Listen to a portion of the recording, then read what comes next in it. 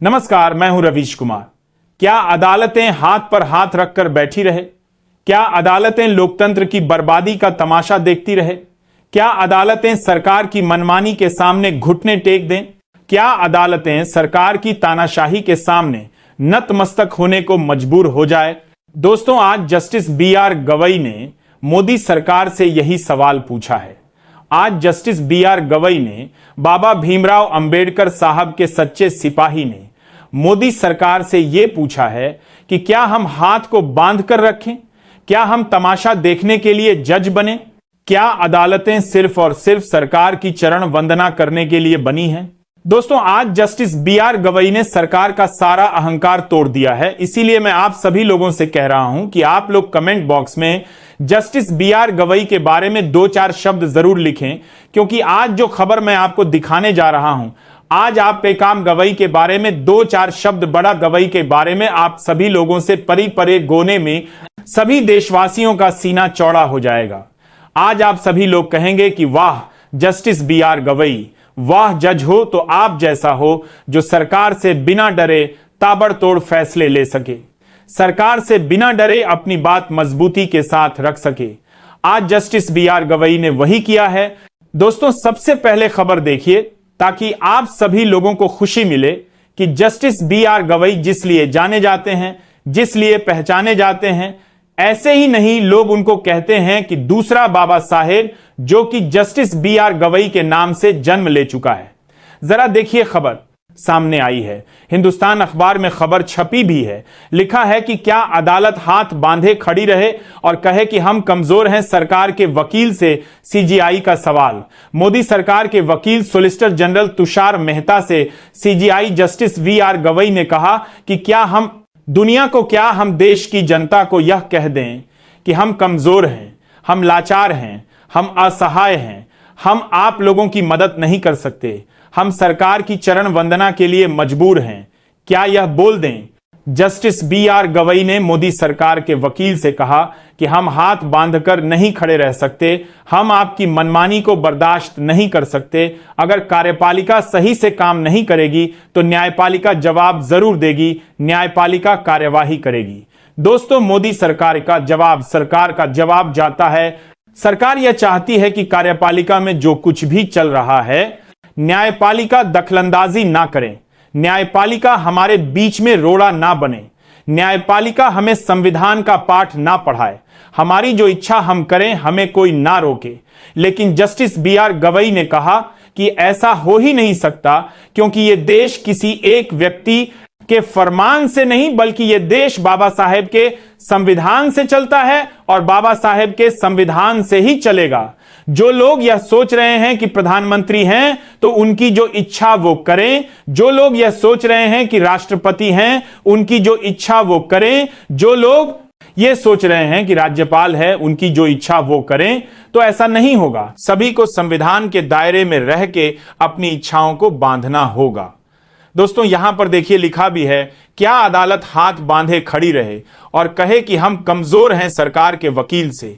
CJI ने यह सवाल पूछा है। पूरा देश गदगद हो गया है। दोस्तों, अभी तक कोई ऐसा जज नहीं हम सभी लोगों ने देखा जो सरकार से इस तरीके के सवाल जवाब करें।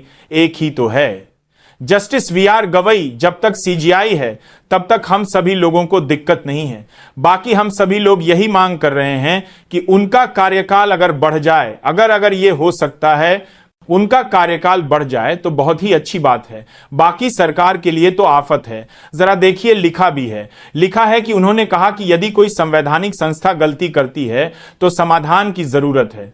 जस्टिस BR गवई ने कहा कि अगर कोई भी संस्था, चाहे चुनाव आयोग हो या फिर कोई भी आयोग क्यों ना हो, अगर कोई संस्था कुछ गलती करती है तो समाधान जरूरी है। वो समाधान होगा, हर हाल में होगा। मोदी सरकार क्या कह रही है? मोदी सरकार कह रही है कि हर समस्या का समाधान अदालत नहीं करेगी। भाई, क्यों नहीं करेगी? हर समस्या का समाधान अदालत नहीं करेगी तो कौन करेगा?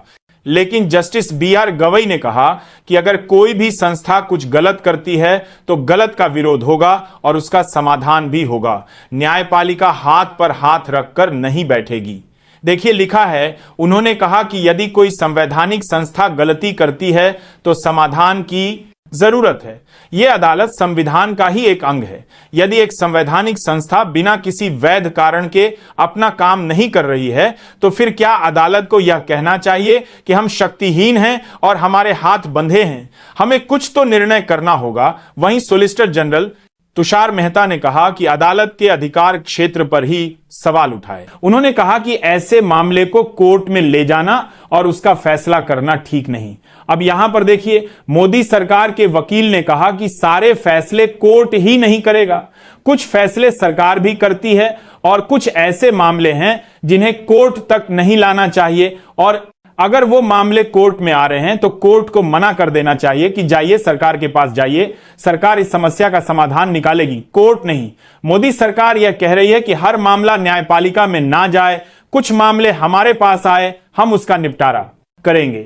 सरकार भी समाधान करना जानती है और समाधान करना चाहती है। मोदी सरकार यही बताने की कोशिश कर रही थी, लेकिन जस्टिस BR गवई ने कहा कि कोई भी संस्था अगर गलत करेगी तो हम हाथ पर हाथ रखकर नहीं बैठेंगे, हम कार्यवाही करेंगे। देखिए यहां पर लिखा भी है, तुषार मेहता ने कहा कि मान लीजिए कि गवर्नर किसी बिल पर फैसला नहीं ले रहे हैं तो उसके राजनीतिक समाधान है। एक प्रतिनिधिमंडल ऐसे मामलों में PM या राष्ट्रपति के पास जा सकता है, इस तरह मसला हल हो सकता है। लेकिन इसका यह मतलब नहीं है कि अदालत की ओर से टाइमलाइन तय की जाए। ऐसे मामले कई राज्यों में सामने आए हैं, राजनीतिक प्रवक्ता से ही ऐसे मामले हल हुए हैं। अब दोस्तों यहां पर देखिए, मोदी सरकार के वकील ने क्या कहा कि अगर राष्ट्रपति का कोई मामला है, राज्यपाल का कोई मामला है, अगर कहीं विधेयक नहीं पास हो रहा है तो वो लोग प्रधानमंत्री के पास आए। भैया तमिलनाडु की सरकार ने 2-2 बार विधानसभा से विधेयक पास कराया, 3 साल तक राष्ट्रपति और राज्यपाल ने हस्ताक्षर नहीं किया, वहां की सरकार सर पटकती रही। मोदी जी कहां चले गए? जिस प्रतिनिधिमंडल की बात यहां पर सॉलिसिटर जनरल तुषार मेहता कह रहे हैं, वो प्रतिनिधिमंडल कहां था जब तमिलनाडु की सरकार के विधेयक 3 साल तक पेंडिंग पड़े थे? हर समस्या का समाधान अदालत नहीं करेगा तो कौन करेगा?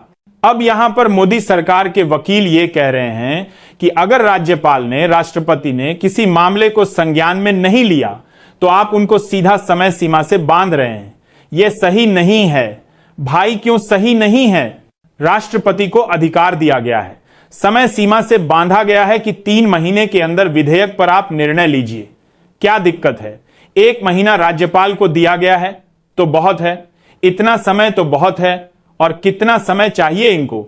अब ऐसा तो होगा नहीं कि राष्ट्रपति और राज्यपाल के जरिए आप सरकार चलाने की कोशिश कर रहे हैं। भाई हम सभी को मालूम है कि एक राज्य का राज्यपाल सरकार की दिशा और दशा को बदल सकता है। देश का राष्ट्रपति अगर सही है, दमदार है, तो वो केंद्र की राजनीति की हवा बदल सकता है। राष्ट्रपति और राज्यपाल के पास असीमित शक्तियां हैं, लेकिन अब ऐसा नहीं कि मोदी जी ने राष्ट्रपति को चुना है या फिर मोदी जी ने अपने किसी को राज्यपाल बना दिया है। अब भाई नियुक्ति प्रक्रिया ये अलग अलग है तो प्रधानमंत्री को कह नहीं सकते, लेकिन कैंडिडेट तो मोदी जी लेकर आते हैं ना। राष्ट्रपति अगर आप द्रौपदी मुर्मू हैं तो कैंडिडेट का चयन किसने किया? मोदी जी ने किया। कोई राज्यपाल है तो कैंडिडेट का नाम कौन तय कर रहा है? जिसकी सरकार है वही तय कर रहा है। तो यहां पर जहां पर विपक्ष की सरकार है वहां विधेयक पेंडिंग पड़े हैं, जहां पर मोदी की सरकार है, भाजपा की सरकार है, वहां पर विधेयक धनाधन पास हो रहे हैं। तो अगर समय सीमा से राष्ट्रपति को बांधा गया है तो इसमें दिक्कत ही क्या है? इस पूरे मामले पर आप सभी लोगों की क्या राय है? कमेंट करके जरूर बताइएगा। वीडियो को लाइक शेयर, अगर चैनल पर नए हैं सब्सक्राइब करके सपोर्ट कीजिएगा। मिलते हैं दूसरी वीडियो में, तब तक के लिए बहुत बहुत धन्यवाद।